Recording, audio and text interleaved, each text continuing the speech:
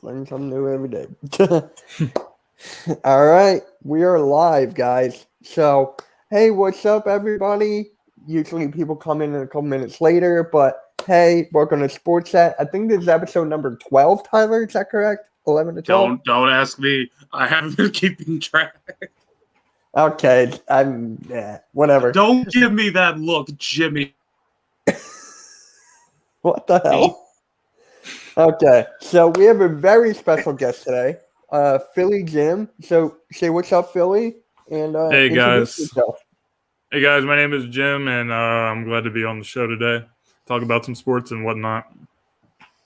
There we go. And tell us about your background, like My background. like more stuff about you, like graduated and all that stuff, football career and everything. How you got into YouTube?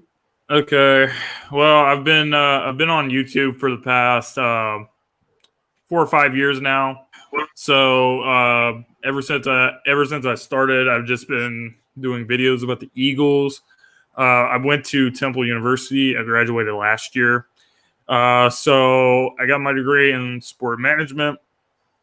So I've just been working ever since then. And as far as I played football in high school, I didn't play in college or anything like that. But when I was in high school, I did play with the newest Philadelphia Eagles offensive lineman, Landon Dickerson. He was my teammate.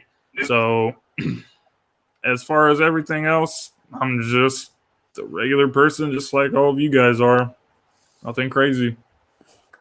All right, sounds Just good. another one of us mere mortals. Yeah, exactly. Oh man.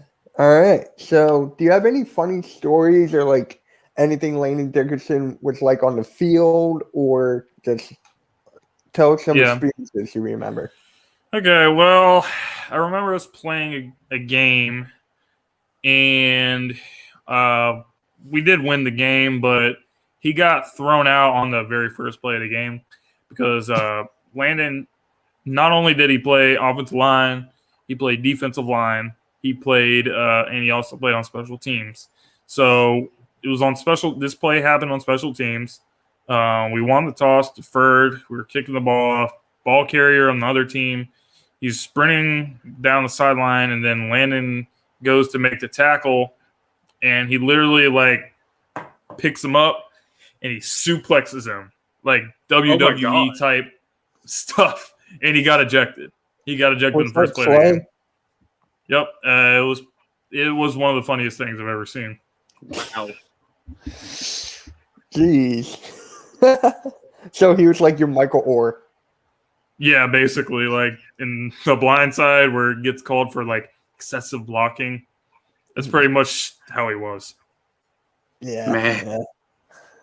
But yeah, he's hilarious. He's a good locker room guy. He's never had, like in school, he was never like a troublemaker.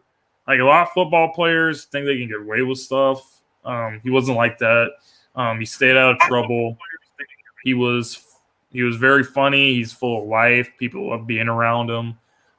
He's a good leader. If you look at what Jimbo Fisher, who was at Florida State when he first came to college, that's where he was at before he transferred to Alabama. Him and Saban have really raved about him. So since he was in high school, I'll just tell you that he has really come a long way with his maturity.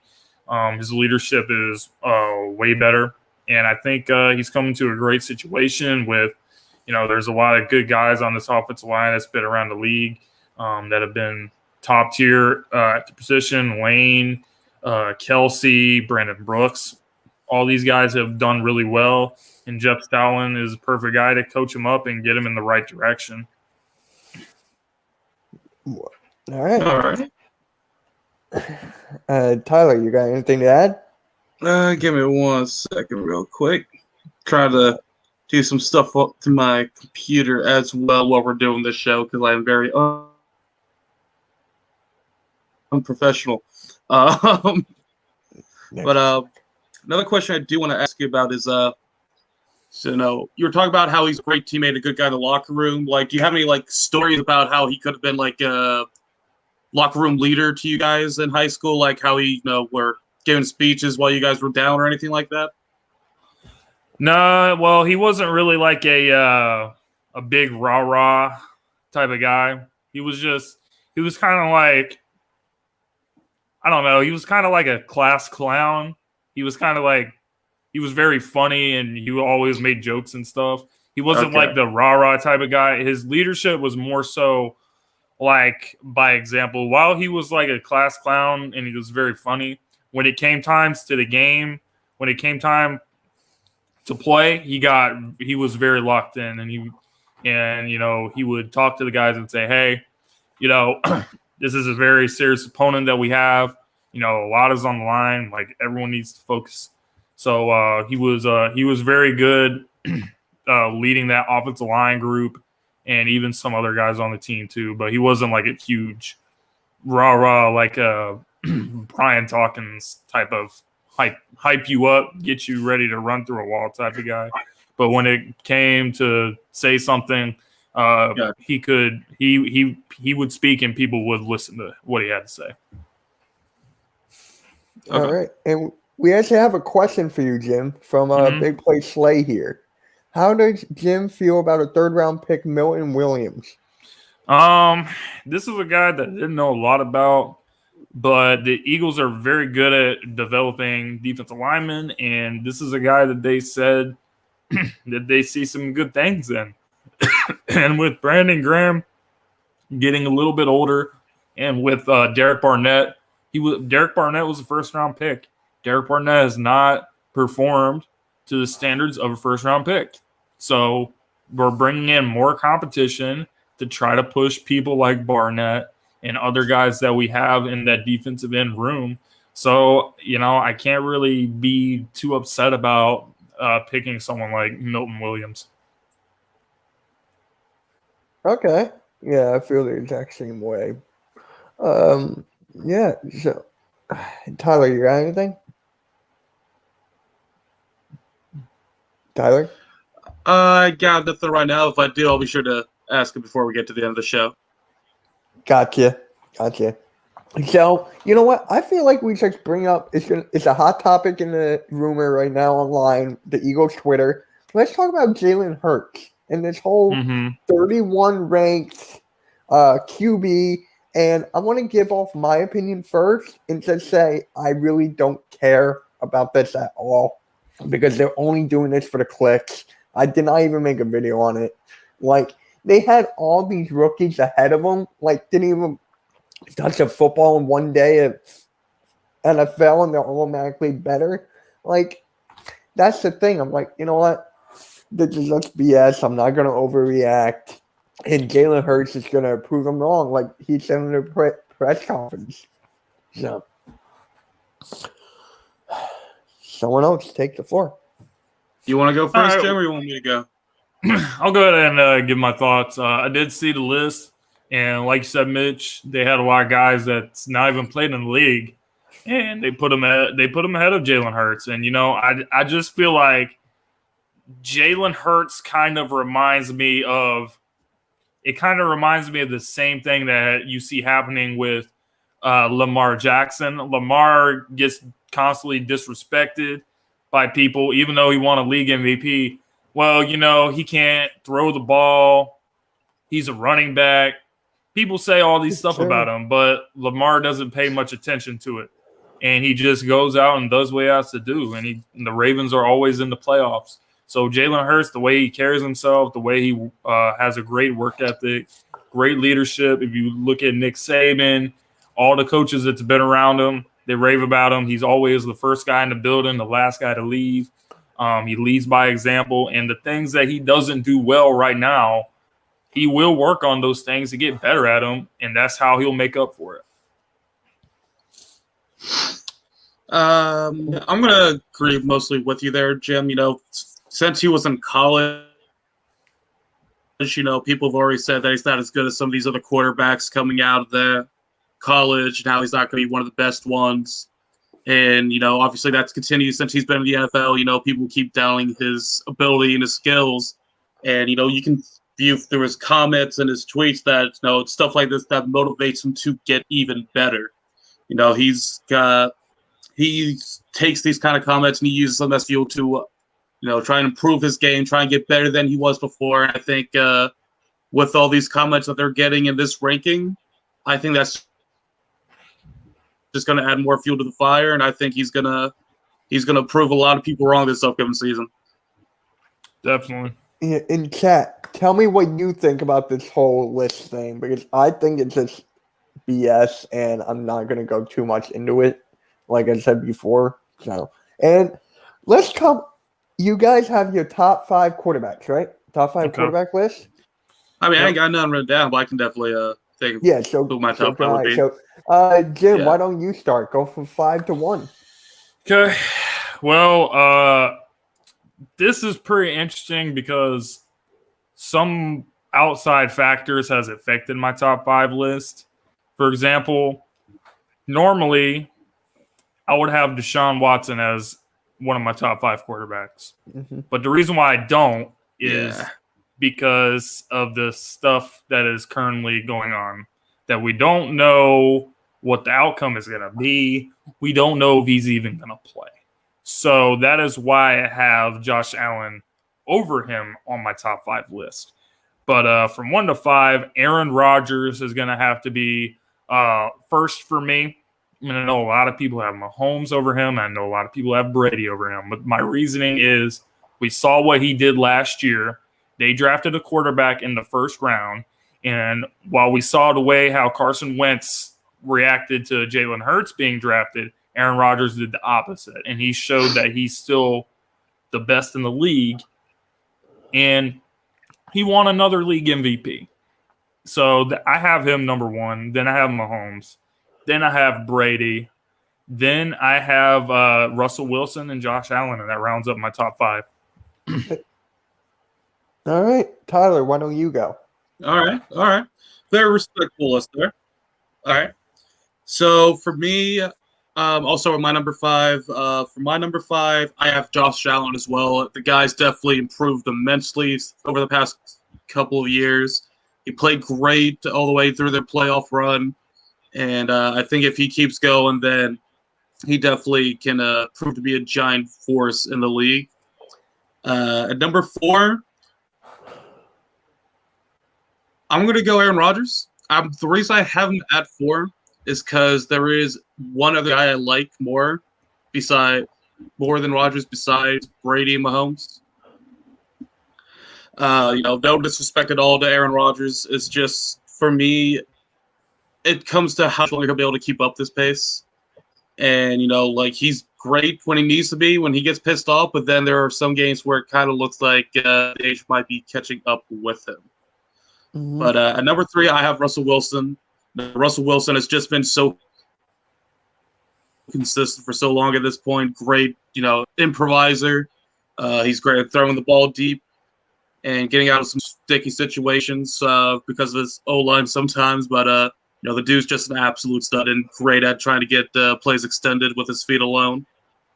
Number 2, I have Mahomes. Mahomes, he's definitely great. He's going to be the future of the league, but he's not as good as my number 1 in Tom Brady. Oh, I'm sorry. I hate Tom Brady for how good he is. It's not fair that he's as good as he is at how old he is. People will say that he had the Mickey Mouse trip to the Super Bowl and all this stuff, but it's just, for me, Tom Brady's played incredible this past season. Yes, he has his bad games. Everybody does. But I have to won on my computer. A Super Bowl in his 40s. I mean, how many people can say that on top of also saying you have more Super Bowl rings than every single team in existence?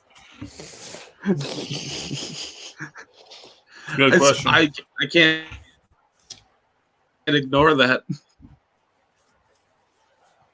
Okay, so for me, sorry, I'm typing something. All right, I believe that's Mitchell's turn. Yep, it's now me. You're good. So you guys read my mind. I have Josh Allen at 5. I had him at 5. for like since the beginning of last season. I thought he was going to break out because he's just taking the next step. And he was up there for MVP. People are forgetting that he was up there for MVP. And I know that he's going to improve so much, I feel like. Didn't they just get a wide receiver or something? Didn't the Bills just get like a good wide receiver or something? What the hell? Did they get Was it- Rondale Moore, or was that the Baltimore Ravens? Or did Kellen Benjamin, trying to remember. where did he go? Well, you want to know? I just want to say one thing about Josh Allen. I have him as a top 5 quarterback too, but it's important. It's important to say this. He has to show that he has a consistency, because we've seen quarterbacks that's had a great season, an MVP caliber season. We saw it with Carson Wentz, and he flared out after that. So Josh Allen has to come back this year, because people know he's good. So they're going to go into games preparing for him, knowing that he's a good quarterback. So how is he going to handle the adjustments that are going to be made? We're going to see. But he has to definitely show the consistency more than one season. Yeah, I agree with you on that. Huh, I can't find the game. Oh, there it is. For my 4, it has to. I gotta go Russell Wilson here, because just like his stats go for himself and speak for himself. Excuse me, I can speak.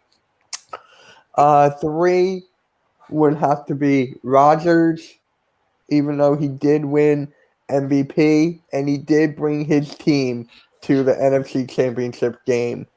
You know what? Screw that. Brady's my 3.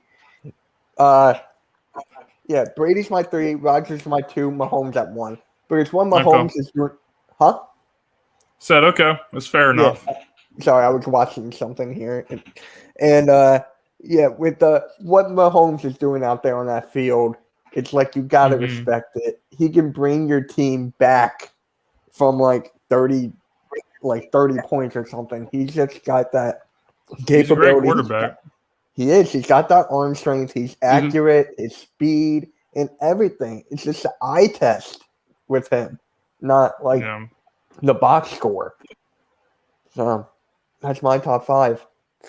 So let's go over what the chat has as their 5, because I feel like I've seen a couple here. Hold on, let me okay, so some of them don't have Watson. Now, if Watson is playing, if Watson were to clear the charges, then I would have to put him over Josh Allen. Yeah, if Watson. But there's too many Watson question marks clear. currently. There's currently too many question marks about what's going on. So that's the only reason that I don't have him there. So let me ask as of you right guys now, this. I can't put him. Go ahead. Go ahead, Tyler. Let me ask you guys this, since we're already on this topic. Do you guys actually see any potential that Watson clears his name in time for next season and plays with the Texans? Didn't he announce that he wasn't going to play? Didn't I would say no. Did he? Because I thought they announced that. Because it's an investigation that's going to take a long time to complete. So it'll probably be a while, like a few months even, before he can say whether he clears the charges or not. So that would be my answer for that question. Yeah.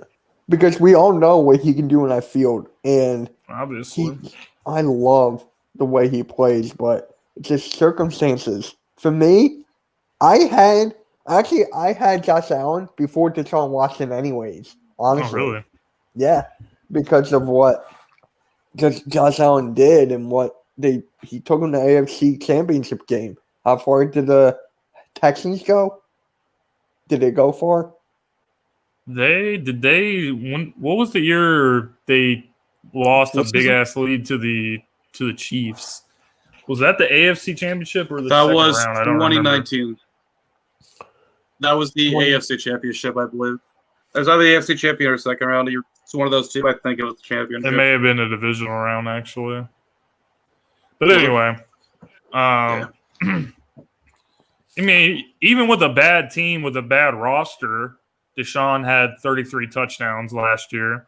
He led the league in passing yards. So he still had a really good season despite he lost his best wide receiver, DeAndre Hopkins, with the Cardinals. So he still played really well despite a really bad situation. So, his talent is definitely top tier in the league.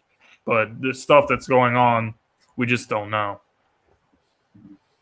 Right. It's so weird. How many cases has he had now? Over 20. Yeah, it's over 20. Bruh. What? So He just needs one innocent. Just one. Just one innocence, man. I mean, all it takes is one of them to be not innocent, and his entire career's over, I feel. Oh, yeah. Yeah, without a doubt. It can F up his life or it can save his life. His life's already in the messed balance. up because of this. It's just, if one of them's even true, it's over. All right. So, Tyler, what's next? I don't have their doc in front of me. Give me 1 second. I believe next was the Tyreek Hill. Okay. Yes, Yeah. Tyreek Hill. So a reporter for PFF. I don't believe he's an actual full-on reporter. I think he's because I think it's a college student. I think he's working with them as an assistant or some stuff like that. But it's been quoted this guy saying that Tyreek Hill is the best deep threat of all time. And obviously, a lot of people online are not very happy about that. You see me? I went like this. So the question here is, where do we so the have question him? I have for you guys is, who do you feel is the best deep threat of all time? And do you think Tyreek Hill has a chance to potentially edge out your said best deep threat of all time? All right. I'm still thinking. I'm stuck between three. well, you either There really gotta go is with three big guys. What was you that? either gotta go with Randy Moss or Deshaun Jackson, in my opinion. Deshaun has the most 60-plus yard touchdowns in NFL history, and Tyreek Hill has only been in the league for a few years now. So if he maintains this, he will be in the conversation. But you are not going to put him in the conversation right now. By doing that, you're doing too much of a recency bias, and you can tell this kid is very young and he doesn't really know what he's talking about, and he wasn't really watching football when Randy Moss and other people were playing. So that's all I got to really say about all of that. All right. So, Tyler, who do you got? Yeah, that's definitely more than fair. I mean, I don't want to say Deshaun Jackson because I don't want to sound like I'm only going to say him because he's an Eagle. So I'm going to take the other guy. I'm going to take Randy Moss here because while Deshaun definitely has more 60-yard catches, when you think of deep threat and you think of those highlight plays, you think of Randy Moss. There's a reason there is an entire thing called mossing someone. Mm-hmm. Dang. Because the guy could catch absolutely everything when it was thrown his way. And I feel like that's another big thing when it comes to being a deep threat is because you're such a threat, not only because you have the speed, but because you have the hands as well. And I feel like it's because of that everyone thinks of Moss as the best deep threat of all time. While statistics will say Deshaun Jackson. And do I think Tyreek Hill will ever be on the level of Randy Moss? I don't even need to give my answer because all you have to do is look at the last Super Bowl. The dude had a ball go through his hands and hit him in the face mask. Okay. I believe it happened twice, if I'm not mistaken. Well, I don't think what do he's you gonna guys be think? compared Who to do you Randy have at number one of all time? Who do you guys think? But for me, I'm going to be She biased said here. Jerry Rice just for the heck of it. Should I? You can. No, I You don't mean have it's to, your that's not who- opinion. You can. I know. You're allowed to think truly whatever believe. you want. I know. But he is the greatest wide receiver of all time, too. There is. But we're freedom not of talking about speech. who's the greatest receiver. We're talking about strictly as a deep threat. Yeah, I know. Only the best deep threat of all time. Then Lindy, hey. Yo, Lindy, what is up? I'll see you tomorrow on Robert's podcast. Yo, fellas, we here at Maverick. Yep. Good job. You guys won game 1. Congratulations to the Mavs. That's actually my second favorite team, I'm not gonna lie. That's And my second favorite team. Congratulations to the Clippers, who told everybody that Doc Rivers was the reason why they always lost in the playoffs. Yet they fired him and they still lost to the Mavs. Not good. Yeah, it's only game 1 now. I mean, there's still a couple of games left for them to, prove that. Right, but if they were to lose to the Mavericks, that would not be good. Yeah, That would not be good. Not a good look. Especially given the fact that they tanked the last couple of games of the season because they're trying to avoid playing the Lakers and the Portland Trailblazers. So you wanted to play the Mavs. If you lose to them, that's bad. Yeah. Luka. He's a beast. Triple-double for Luka. Yeah, we're gonna see that for Westbrook nice. a lot. But we can talk. For me, I gotta go to Deshaun Jackson. Because just the most 60-yard catches and what he has to do to get open down the field just by his speed alone. Like him, I always say this, Tyler. I think I told you this before. Deshaun Jackson's prime was the fastest guy I've ever seen. And with Tyreek Hill now, I don't think he can catch Deshaun Jackson's prime speed. I don't think that. Well, even Deshaun right now is still really fast. He can still get behind the defense even as well as he is now. I know, but he's not as fast as he was. It's just one of those things where you wish you had a time machine and you could go back in time and pit these guys in their prime in a race against each other just to watch them go. Like, I don't know if you guys watch The Boys or not, but there's this scene in The Boys where they have this superhero who's incredibly fast face another guy who's incredibly fast. Kind of something like that, if you know what I'm talking about. Yeah. It's kind of like if the Flash raced against Sonic the Hedgehog, who would win? Yeah. Or the Flash versus Superman. We'll stay within brand. Right. You don't like cross promotion? Oh. Yeah. I ain't got nothing against cross promotion, but the companies have a thing against cross promotion. Yeah. So before we get into this other topic that Mitchell brought up before we started, I have a question for you guys since it is NFL playoff time. NBA. Who do you feel NBA, excuse me, misspoke. Too much NFL in my mind. So, who do you guys feel is the most clutch shooter of all time? Oh my god! Like NBA Finals shooter. What Max Kellerman said. You mean one shot on down by one shot on the or down by 2? No. One We're not shot. saying- God, we'll say 1 second on the clock. Jordan. Do I even have to say it? Curry. I mean, the only right answer is Jordan, in my opinion. I mean, yeah, Jordan. Well, for me, so we got a Jordan, we got a Curry. I'm going to take Mr. Ice in his veins himself. I'm going Dillard. What? Who? Damian Lillard. Yeah, I'm going to take Damian Lillard. All time? All time. I had him Michael Jordan. Jordan. All time or right now? Right now, all time. I'll tell you exactly why. I'll tell you exactly why. Let me guess. The logo shot. The reason I say Damian Lillard all time over everybody else. Yeah. It's just for me, it's like you look at what he does, especially in playoffs, and how many times he's had to pull a three-pointer out of his ass in like 0.3 seconds and shit like that to get the Trailblazers to advance. Well, I mean, and he's done it time and time again. To me, he is the definition of Mr. Well, right now, I would probably agree with you if we're talking Yeah, about right players now, right yeah. now, but all time, with the game on the line, Jordan's a goat. I'm not taking anybody over Jordan in that situation. Would you That's take just me. LeBron?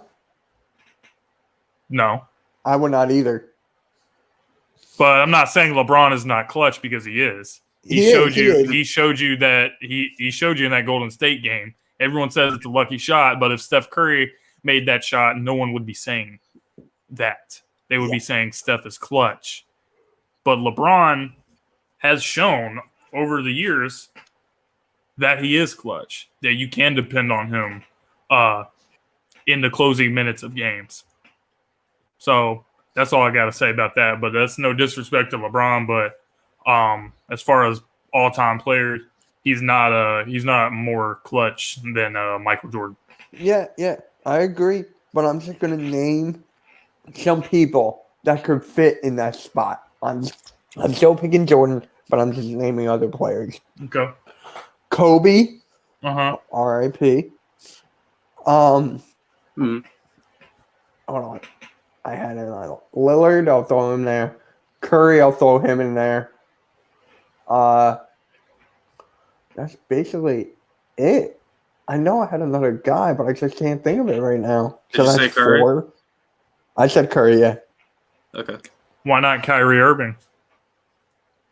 I didn't even see How that many was of those one of shots them that he people forget about how he was pretty much dropping 40 with the Cavaliers when they won the championship. Hey, Lindy, would you want to come in? I can DM you the link. I would love for you to come in, bro. Like, seriously. If you want to, you got it. But, yeah, Jordan. Yeah. Yeah. On his stream, I was just messing around. We were talking about best fadeaways of all time. I said Dirk. But obviously, it's Michael Jordan. I was joking. So, I yeah. mean, Dirk did have a nasty fadeaway, though. He did. He did. Gotta tell you, you may think I'm biased, but I've really been enjoying Joel Embiid's fadeaway this season. Of And course. If you listen to Embiid talk, he says that before he started playing basketball, he used to watch Kobe Bryant. So a lot of the moves that you see, they're similar to what Kobe would do because Kobe was his inspiration. Yeah. Dude, I just wish I could like watch basketball, like new age basketball. It's just I have a hard Yeah, Lindy, time tell me keeping when up you're with ready, how fast bro. paced it is, man. I like my slower sports. Yeah. Gotcha. Yeah. But More of for a me, baseball guy.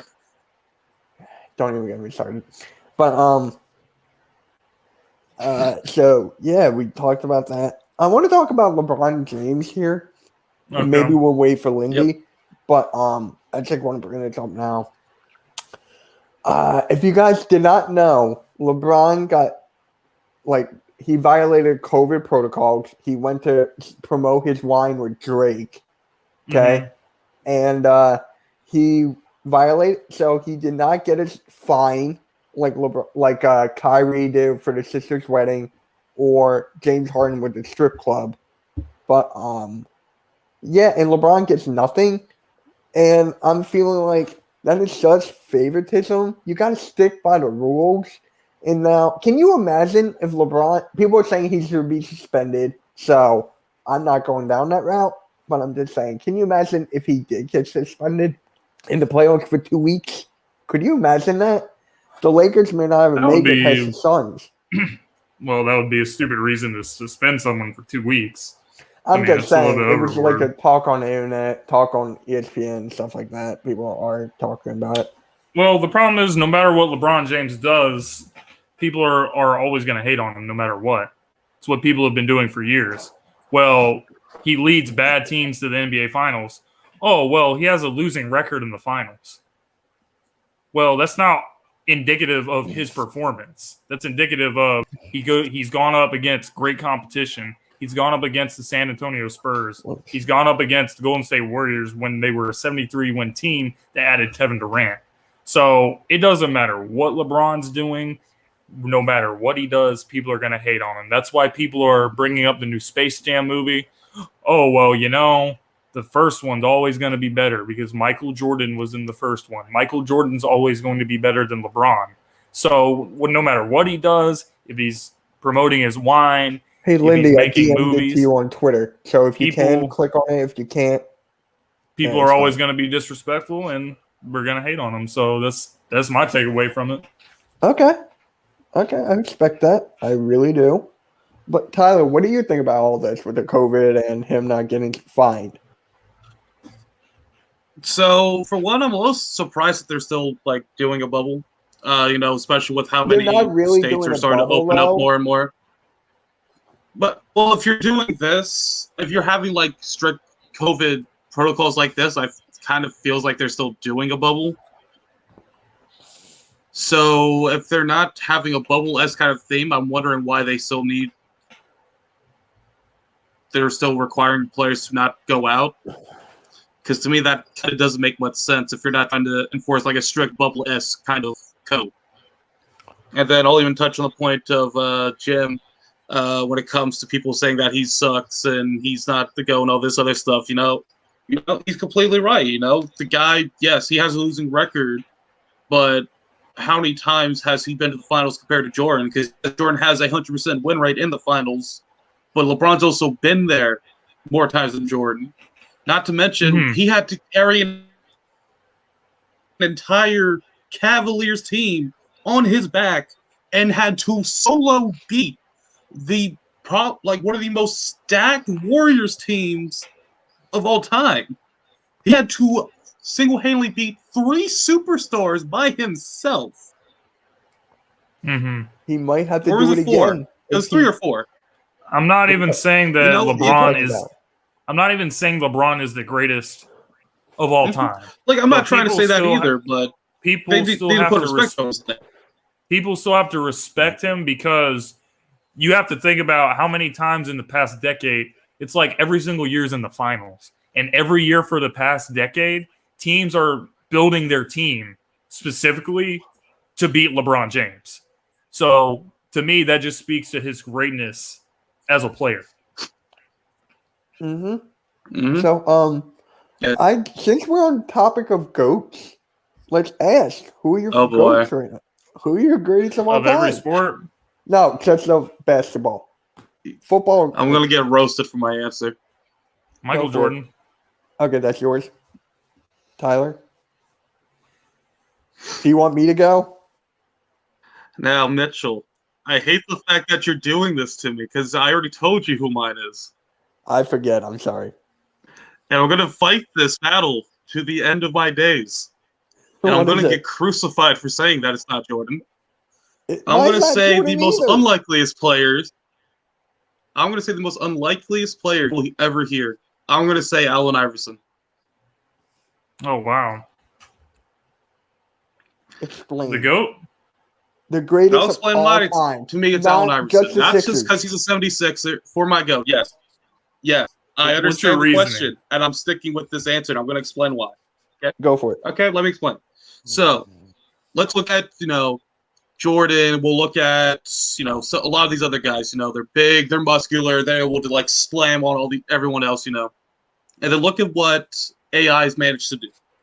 He is much smaller than almost every other person on the court at any time. And yet he's able to go in, he's able to dominate, he's able to put up all these points and able to carry a Sixers team and even take a game off of Shaq and Kobe Lake and took the only game off of them in that playoff run with the entire team on his back. So while he's not going to be, to me, it's one of those things where if he was, let's say a little bit more taller, Guys in the chat, just who's because your I can't think greatest of of all time see in a word. basketball? For me, is if he's able to do that at that height and he can be that incredible. Imagine if he was as tall as LeBron James or as tall as Michael Jordan. He could probably explode all over the court, do just about everything and more. To me, is it a hard argument to justify against Michael Jordan, LeBron James, all those other guys? Yeah. But to me, it feels right. And not just because he's a 76er and he was literally the heart and soul of Philadelphia. But to me, it's just seeing is what he's able to do on the court during a time where the game was really dominated by big men is just incredible. I understand Okay. where you're coming from. When am I? Hold on. Okay, for me, Tyler, I think I told you this. Did you forget? Tyler? I know who it is, but the name's escaping me. But I know exactly who it is. Okay. It's Kareem Abdul-Jabbar. Yeah. Okay. Kareem Abdul-Jabbar. You can't. No one can ever knock that because A, 6 rings. I just want to make this clear first. Hold on. Dang, wrong thing.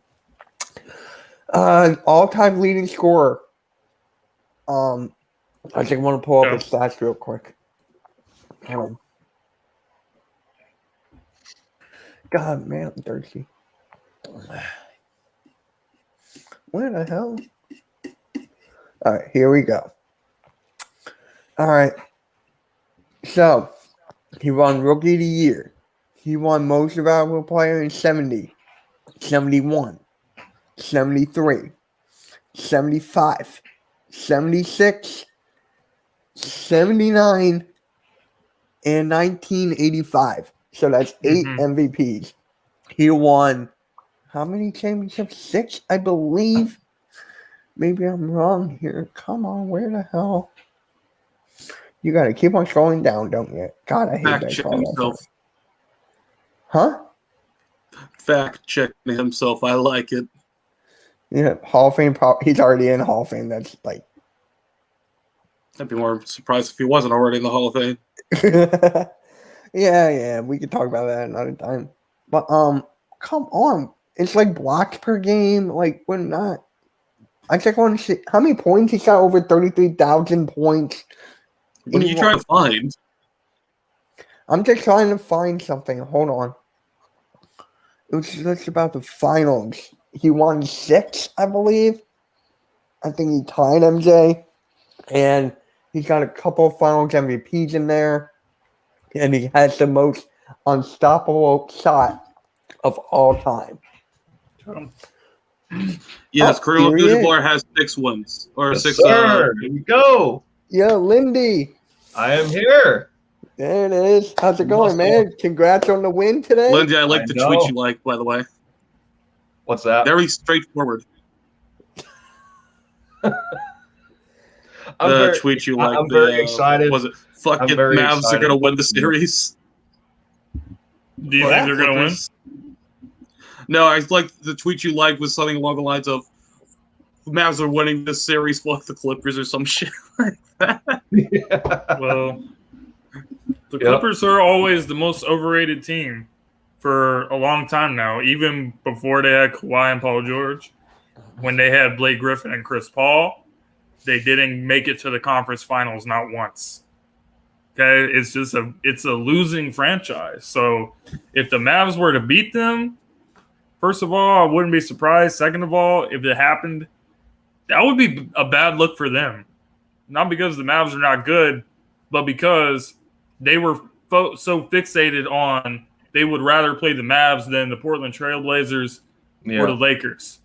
So they tanked to get the 4th seed for that reason. So if you tank to get the matchup you wanted and you still lose, that's not good. Well, we were just speaking of Jordan, so I had to have the classic Chicago in the background next to my man Dirk here, because Luka's got the GOAT mentality in this playoff. So I got to feature the GOAT. He dropped the triple dub on the Clippers again, or the Flippers. The Flippers. I love that. I mean, no. So we go into this playoff series last year, and game 1 comes around, and Luka pulls them from out of the grave, and he had that 46-point game with the buzzer beater right in Reggie Jackson's face, and but and I compare this playoff series to last year's playoff series is the fact that Luka wasn't 100% in last year's series. He was dealing with some ankle issues. He was basically playing on one ankle as opposed to two. KP is healthy this time. He didn't get himself ejected in game one, even though he was completely inefficient tonight. It was just it was inexcusable up until the end of the fourth quarter. Now, unfortunately, I wasn't able to stream due to circumstances, and I actually have a permanent setup now for my channel. I'm very excited working with a good Acer monitor here, full HD, all the bells and whistles. So I can work on a bigger screen now. It's pretty exciting. Congrats. My channel in that aspect. I'm using MacBook.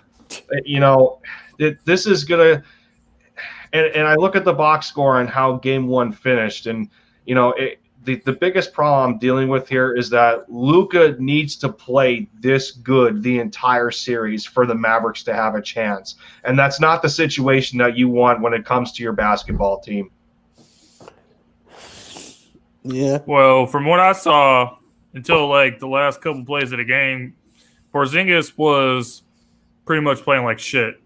But he had some putback dunks and stuff at the end of the game to like really ice the game. But for him, he was brought in to be like the second superstar to build around with him and Luka as a duo, and it hasn't worked out. He really hasn't been doing what people expected him to do with the Mavericks. So not only Luka, but he has to definitely step up if y'all want to keep this lead.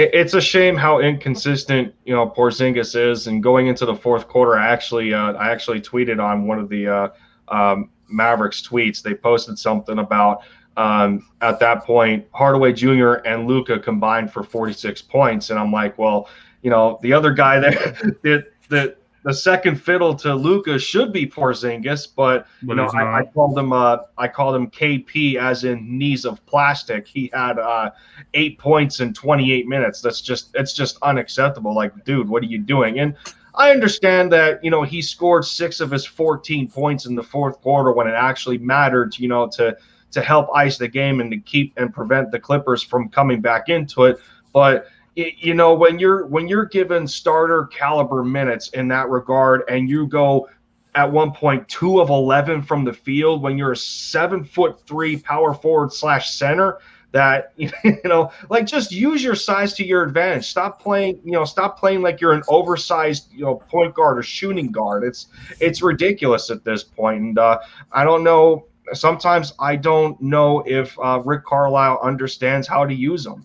And he's not the Porzingis from the New York Knicks anymore. I get that, but you still have to put your guys in position to score and win basketball games. Much like the Eagles have failed to do so the last couple of years. It's the same scenario for Dallas. You got a unicorn in Porzingis, and you still don't know how to properly use them.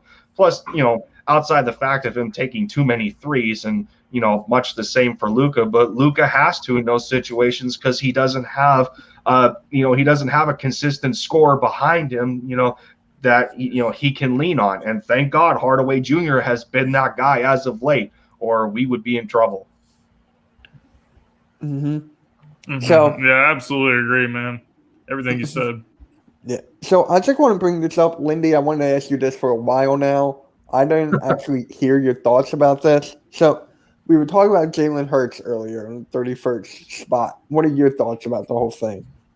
My thoughts are that this is just a whole that this is for entertainment purposes, and it's just it's stretching a narrative, and this is just all for speculatory conversation to start the year. It's a bunch of preseason statistics, and to put him behind guys who haven't even seen the field yet to take an NFL snap is just ridiculous in my opinion. So that's all I can put this on, is that it's very.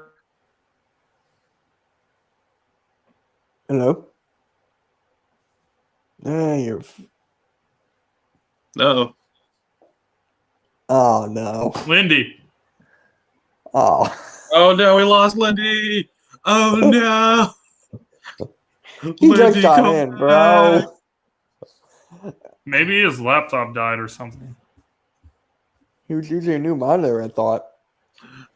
Let us honor a moment of silence for our fallen comrade Lindy and Zode.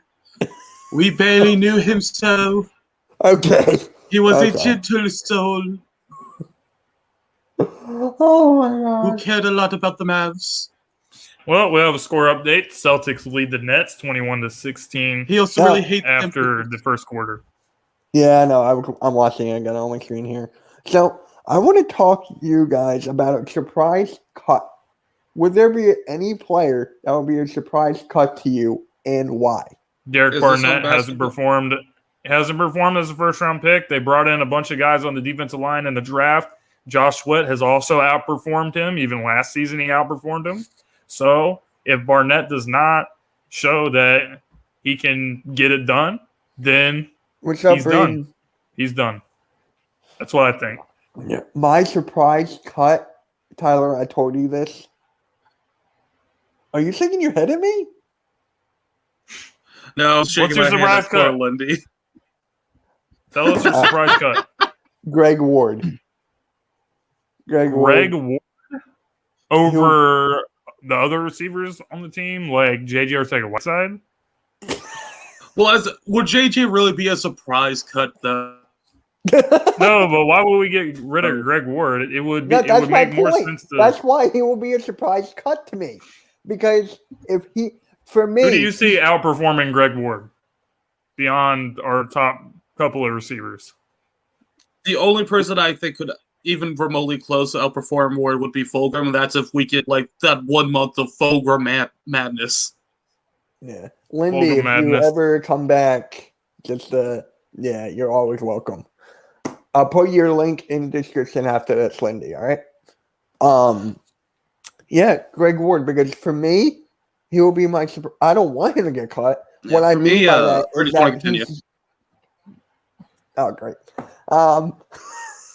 He. What about? I'm, What about? I mean, there's a lot of young guys in this receiving group. Like, I think it would be more likely that we keep Greg Ward and you see somebody like Quez Watkins or John Hightower go on the practice squad than Greg Ward doesn't make the 53. That's just my opinion. yeah, I don't want him. It'll be. I'll be shocked if he's cut. Okay, That's what I'm trying to say. fair enough. I'll be shocked if he gets cut because he's always a third down guy. When you need him, He's boom, clutch. He's clutch. Yes. thank you. It reminds me of Jason Avant. Jason Avant Yes. was not like a flashy wide receiver, but every time you can always throw it to. every time we needed a play, Jason Avant was dependable. Greg Ward is dependable. Yeah, he's basically like having an extra tight end, except he's got a little bit more speed to him. So Tyler, who would your surprise So cut for be? me, I've been thinking about this a lot, and I'm actually going to go old here. I'm going to say Jordan Malatai. Hmm? Because I don't know if they're going to want to keep him around when they have Wait, who? I'm sorry. Jordan.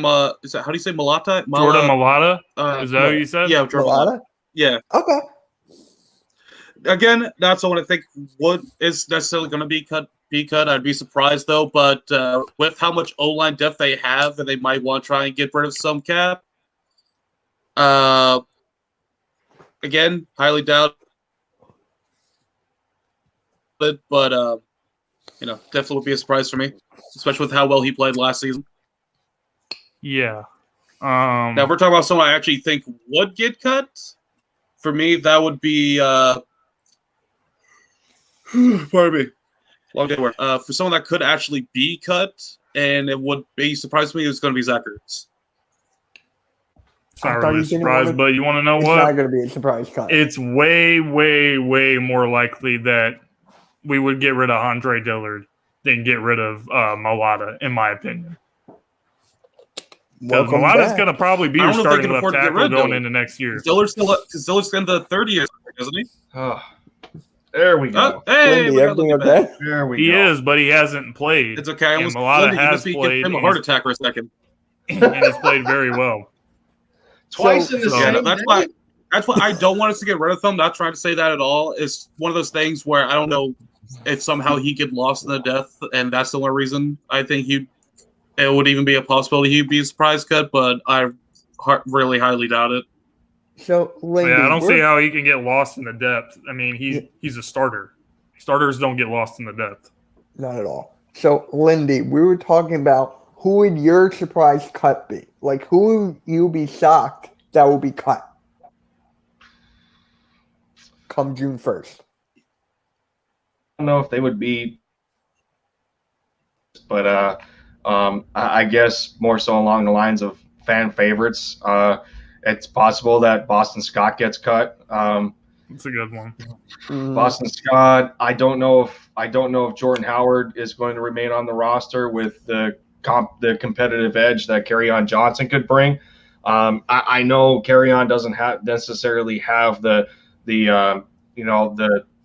girth of power behind him to go as well between the tackles as Jordan can, but when you got a guy that has a little more versatility and Kerryon than a guy like Jordan Howard does, who can catch out of the backfield. He's as good of a pass protector as Jordan, and he blends in well.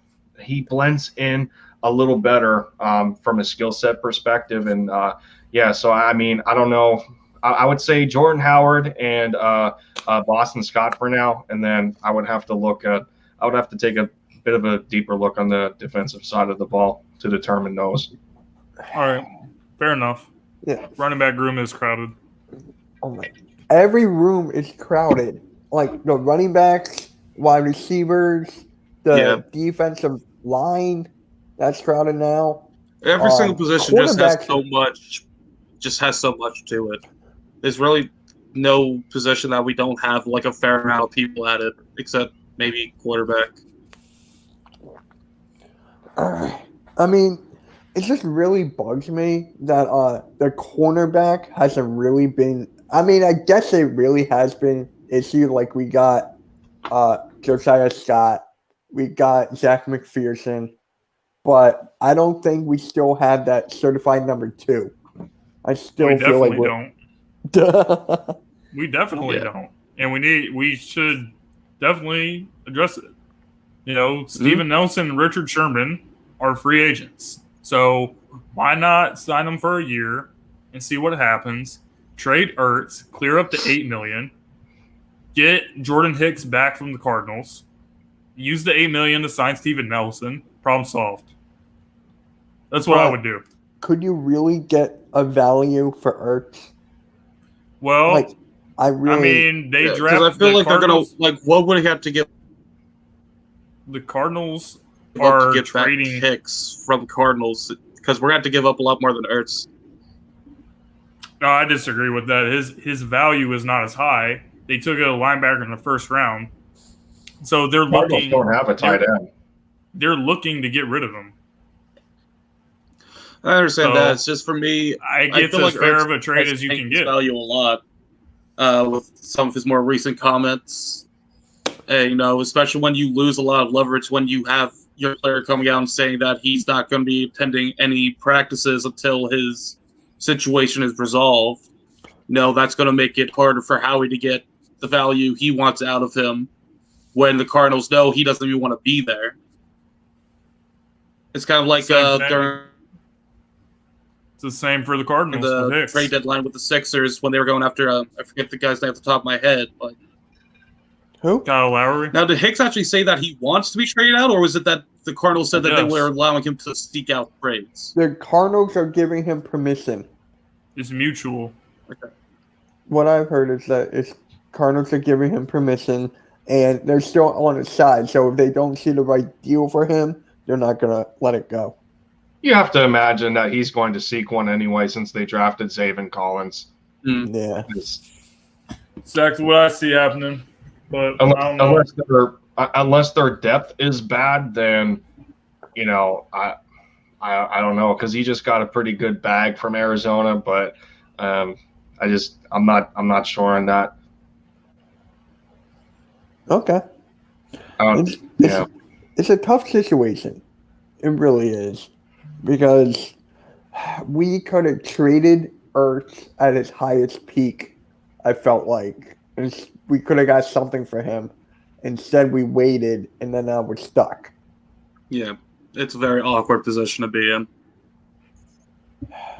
It's just really bad. So, with the off season, right? It's kind of coming to a close. We got a couple more weeks, or a couple months, excuse me, until preseason. What's your grade for Howie Roseman right now for the postseason, including the For the draft? off season. For the off season, sorry. For the off season. Yeah. You know what? I gotta give him at least a B. At least a B, because when we had first traded down from the 6th overall pick, I was kind of looking like, we tanked in the final game so we could get that pick, and then we traded out. You're not But alone. the way I the think draft- everyone freaked out. The way the draft played out with Pitts and Chase going in the top 5, and we trade back and get a first-round pick and still get Devontae Smith, it doesn't get better than that. It doesn't. So, I can't hate on Howie Roseman for what he's done in the draft. I thought the draft was pretty good, even outside of Devontae. I thought there were some other good picks as well. And I think the team's going to be a lot better than it was last year. It's just my opinion. Okay. All right, Lindy, what about you? Well, Philly Jim read my mind in saying that he's giving Howie a B at this moment, and it's pretty realistic to do so. You have to look at the fact that I don't know how much of Howie's back is against the wall at this moment in time, just because of the fact that his contract is going to be up at the end of this year with him as the general manager. So it's kind of like, well, he necessarily doesn't have a choice, to make sure that he executes at his occupation, because it's just it's his job to do so with going over personnel decisions and whatnot. Is this only going to be a 1-year retool? No, it's going to be over the course of 2 years. But at the same time, you still have to you still got to make sure that you're going to have that sense of growth, from quote unquote year 1 to year 2. And it's going to be very well dependent on, in my opinion, how much of a chance Jalen Hurts is given. Considering that there is a very good comparison between the start of 2016 and the start of 2021. You have a brand new head coach. You have somewhat of a new coaching staff. You have a new quarterback. So I want to see the Eagles give as much of a chance to Jalen Hurts as number 2 of the Colts was given under Doug Peterson, going from year 1 to year 2, and, see the kind of growth that, between the quarterback and the players that were acquired, between the players and the coaching staff. I want to know what that growth is as a whole for 2021. It's a good way to put it. So, Yep, Tyler, that's a very what fair about way to you? put it. So for me, are we still doing the letter grades or? Yeah. You can if you want. Just talk about his off season. So for me, I'm what gonna you go think. B minus here. Yeah. So, Jim's played great already. He did a great. Everyone was like sending Howie death threats after he traded from that 6th spot back down to 12, and it turned out that it was a pretty good deal in the end. All we had to give him was a 3rd round pick that we got from the Colts anyways, and we got up to 10 and get one of the best wideouts in the entire year, or entire draft. Excuse me. But overall was a great draft, and after the draft, it gets kind of iffy for me. We still have the Zachary situation going on because we didn't trade him during the draft for a potential pick, and now we're in this mess with him right now. We still don't have a true corner number 2, which is a real hole for us. And with our cap situation right now, it's going to be hard to get one of the 2 top guys out there. Although I have a video coming up about another guy coming out soon. Gotta plug the channel. His link's in the description. And then you know, and then it also to me felt like we kind of missed out on some defensive help in the draft because while I am a full supporter of the Landon Dickerson pick, there was other guys there like JOK, Asante Samuel Jr., who I think could have been absolute studs on our defense that we missed out on. And, maybe we could have even used Ertz to try and trade back up into that second round and grab one of them at least. But, it's – and also – we've been trading and picking up these like lower end corners as well, which is a little bit confusing to me because it's asking the question, what's the point of bringing in like Joshua Scott from the Jaguars for a 6th round pick and another player? If Jeremiah is he here to compete? Is he here just to see what he can do? What's the point of this? So while his draft has been good, it just feels like some of the moves he's made afterwards hasn't made a lot of sense to me. What about the Ryan Kerrigan? Ryan, I'm fine with the Ryan Kerrigan deal. It's because of him that I'm not too upset missing out on JOK. Would I rather have the youth? Yeah, but Ryan Kerrigan, he's still a great player, and I think he'll be a good rotational piece at minimum for us. But it's just there are some moves that leave questions for me. All right. For me, if it wasn't for this whole Zach Ertz situation, I would have given a B+. But since it was for the Zach Ertz, I have to give it a B- because we're really dug himself into a hole. And it's actually surprising he's outside the top 10 in the PFF rankings for tight end. So, according to that, it still has value for Ertz. So, maybe we get something out of him. But I'm not trusting PFP or PFF. Yeah, PFF should not be the end all by any means. It's not. I'm just saying. So, B- for me. And there was something else. Well, it'll come to me. And Tyler, you got anything to add?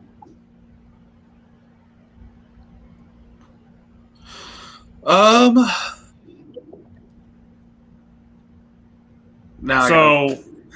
would it take? What would it take for y'all to say that Howie Roseman deserves to keep his job after this season? What would it take? Because I thought after this season, if you're going to fire Doug, you need to fire both of them. But they decided to give Howie another chance. So to redeem himself, what do you think needs to happen? That's a great question there. So for me, now am I going to be basing this off team's performance or who I think he needs to go out and get to help complete the team? Whatever you base it on is up to you, but okay. I would say that he's under a lot more pressure than he's been under because they got rid of Doug and they brought in Sirianni and they gave him another chance. So if he gets given another chance and he still screws everything up, then he definitely has to go. Yeah, he needs to go. So what would it be for me to redeem him in my eyes? So for one, he needs to get us a good quarter number 2. I agree with that. Now, would I be incredibly happy we get Jordan Hicks back? Absolutely. I love the guy. He's not Jim in my eyes like Michael Kendricks was when he was here with us, but I still like Hicks a lot. Michael, haven't heard that name in a while, huh? But we definitely need to get a corner number 2. That's a big hole in our defense right there, and I think we can get a decent corner 2 for a nice little sum there. Then I think our defense is going to be really solid going into next season, and I think a lot of it's also going to come down to making sure that our quarterback is well protected for this upcoming season. He definitely got some O-line help for him. It's just a matter of making sure the actual good death and not just death for death. Besides that, it really just comes down to the team's performance, and that's more of a coaching issue than for Howie. So for me, it's very minimal that he helps make this a complete team instead of on the right track. because I'm tired of being on the right track. I want us to actually start to have like a good base. Right. Well, for I'm- me, ahead. Howie needs to be less controlling, first of all, and let Nick Sirianni let the coaches do their thing. Because with Doug Peterson, he kept on mentioning that over and over and over and repeating. So if he does that, I can see the team doing well. But do I see them winning like 8 or 9 games? Honestly, I feel like they're going to win 7. But if they get to 7 wins, I'll be happy with that after what happened last year and just go for rebuild from there. So for me, Eagles have to get 7 wins. Okay. Well, Lindy, fair enough. But I feel like even if we are not good this year, then there's going to be more excuses for Howie Roseman. Yeah. Because they're going to say, well, these picks are they're a big part of the plan for rebuilding. So in that case, they would give him time to make the picks. But then if he screwed up the picks, then I feel like we will be even further back, if you know what I mean.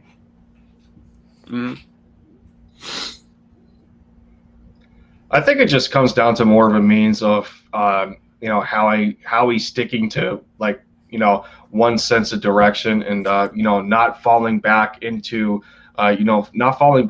things and mistakes that he has made in the past that have been detrimental to the football team in regards to bringing veterans back that he necessarily didn't have to, just because there was a scare, from a perspective of depth and, wanting to kind of continue to swipe the credit card and, prolong the negatives from, coming up and, just kicking the can down the road. You gotta build up this team from in-house, and you can't necessarily rely on veterans to, bring you back out of the grave all the time. And that's just what it comes down to me is, have a plan. Yeah, Robert, I got your DM. I'll watch Set it that. out, organize a plan, stick to it, execute it, be accurate, be consistent. And I don't know. That's just all I ask him, because that's the thing with Howie Roseman that a lot of Eagles fans are very irritated about, is that he doesn't stick to the program enough, and it's like, well, how can we trust you when there's times where you go back on your word, and the next decision you make wasn't the greatest one in a lot of people's eyes, and it ends up being a negative to the football team. Trying to bring in Jamon Brown, Andrew Zendejo wasn't a great free agent. Who else? I can't. There's a lot of Alonzo. examples, So Orlando Scandrick. Yeah, Don't forget. Oh, God. exactly. So Oh. yeah, I mean, it just comes down to sticking with the plan. That you come up with in an off season, execute it out. Don't allow such easy manipulation. And while you have a coaching staff in here that's young, that's hungry, they're newly promoted, just put that trust in them and allow them to build this team in-house from the ground up. See that development from year 1 to year 2, and ride the wave. Don't force anything. Just ride the wave, see where it takes you, and then make the necessary adjustments from there. Okay. That's fair. Fair enough. That's really fair. Yep. And just one more thing before we end this. I just thought of this. Can you guys see Whiteside as the tight end? Hell no. I could see him as a No, grocery bagger, but I can't see him as a tight end. dude, I don't even trust him to carry my freaking watermelons. They'll probably try to put it in the bag. Drop and the go, watermelon. Yep. Get I was red. actually, yeah, I'm gonna. do that. There's even people talking about Trevon Grimes suggesting to him that he should move to tight end. No, In don't want what Grimes at universe tight would end. that work? No, no. There's too many project tight ends on this football team to begin with. Like, can we at least find out who we have in some of these players first before we decide to tell somebody to change positions? I mean, Caleb Wilson has been here for a little bit, and you just grabbed in Hakeem Butler, who converted to a tight end.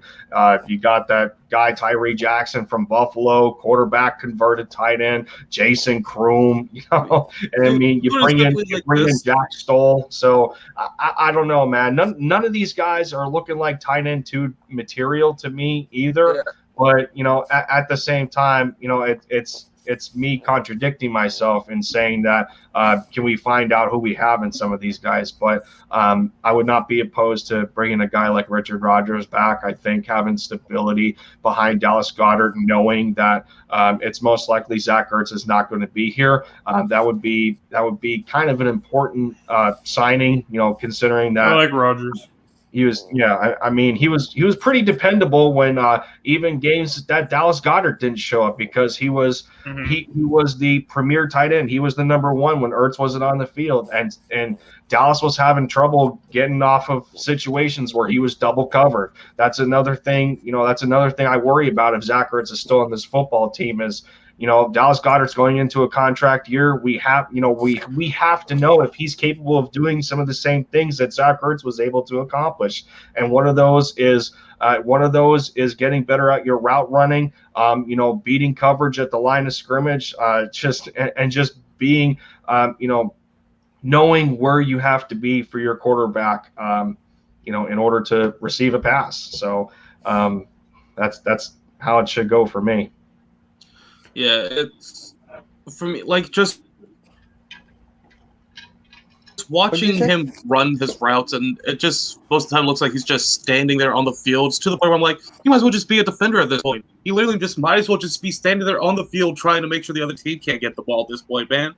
It just feels it's kind of like Whiteside. It's one of those things where it just feels like he's there, but he's not doing anything. Like, yeah, he's running his route, but that does nothing. It's very frustrating. Yeah, he's pretty much a disgrace at this point. So you want to know something? I just remember him in the preseason against the Baltimore Ravens. He looked really good that one game in the preseason. And then after that, this guy just looks like he doesn't even belong on an NFL roster anywhere. This guy should be playing arena football. This guy, I mean, if he gets released by the Eagles, we don't even know if he could make the team on the Philadelphia Soul. That's how bad he is. It's just, I thought arena football was dead. Well, the Philadelphia Soul is actually too, but I had some good memories of that, man. So do I. I want Slam Ball to come back. Yeah. Legitimate. Slam Ball was it was the thing earlier, years ago. That was the thing. You got trampoline parks having that now, and people doing slam ball and stuff against each other. Just bring it back, man. Did you guys ever watch the Indoor Soccer League? No. You never seen the Philadelphia Kicks? No. I mean, oh man, Philadelphia Kicks. It's a real team name. I don't think the league's around anymore, but that was a real thing. The Philadelphia Kicks. I think it was like KICX or some crap like. What did they kick? That too. It was something, man. Oh yeah. Mitchell, it's soccer, Mitchell. Mitchell. I'm kidding. I thought you were gonna say something else. But seriously. I just don't want Whiteside. I just don't. He's like the Mike Scott of the Philadelphia Eagles. It's kind of true, though. It really is. But Mike Scott's got the age, though. Mike Scott sucks. Yeah, I made a whole video. Like, bro, he's about to turn to Q1. He's about to turn to friggin'. Remember when he beat up the Eagles fan in the parking lot? Yeah, he's a Washington football team fan. Yeah. Tyler, you remember that? I don't remember that. What? It was a big event. I really There's a video don't of it. You can look it up. What? Mike Scott was throwing hands, man. He needs to be the new. He needs to be the newest character on Super Smash Brothers. Mike Scott joins the battle. Mike Scott has joined the fray. All right. I had a closing question, but I forgot it. God dang it. All right, so who's the best baseball player of all? I'm not talking about that. Michael Jordan.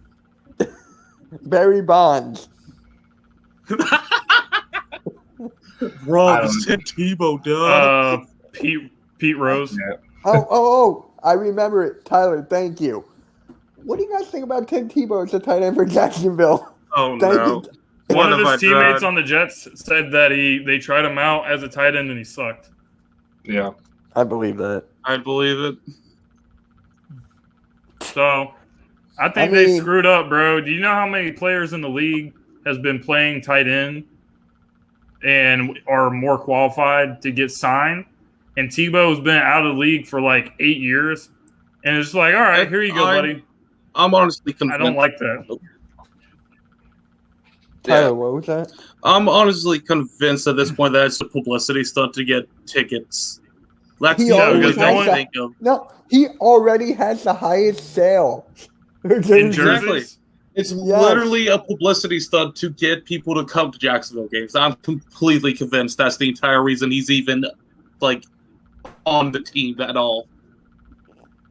Oh, the Phillies are down Hold on 42. a second, because there was something I was going to say about Tebow. Yeah, as far as a publicity stunt, yeah, it is, because nobody's going to watch the Jaguars. Like, do you know anyone that would say, man, I really want to watch the Jaguars game? But no, you wouldn't get someone that would say that. But because they got Tebow, Tebow Mania is going to I'm take over the screaming. NFL, and everyone's going to watch because of Tebow. Really? That's I'm what I telling see you, happening. Unless he doesn't make the team. I just gotta say this one thing. For that one lucky drive he had against Pittsburgh, and then he's like, holy That made up his hail. entire career. He got an entire career just off that game. That was Yeah. amazing, though. That was But luck. he sucked. I know, but seeing the Steelers lose in the first round to Tebow, that was amazing. Just remember Brock Osweiler won a playoff game. Just remember that. Trash. Mark Sanchez won a playoff game. Mark Sanchez was an Eagle. It even played snaps. And he sucked. He beat the Cowboys on Thanksgiving, and then he completely tanked after that. You know The what? He worst did what he quarterbacks I've needed ever to seen. do. He knew what the goal was. He knew what he needed to do, and he did it. And I can commend him for that. As long as we come the Cowboys, I don't care.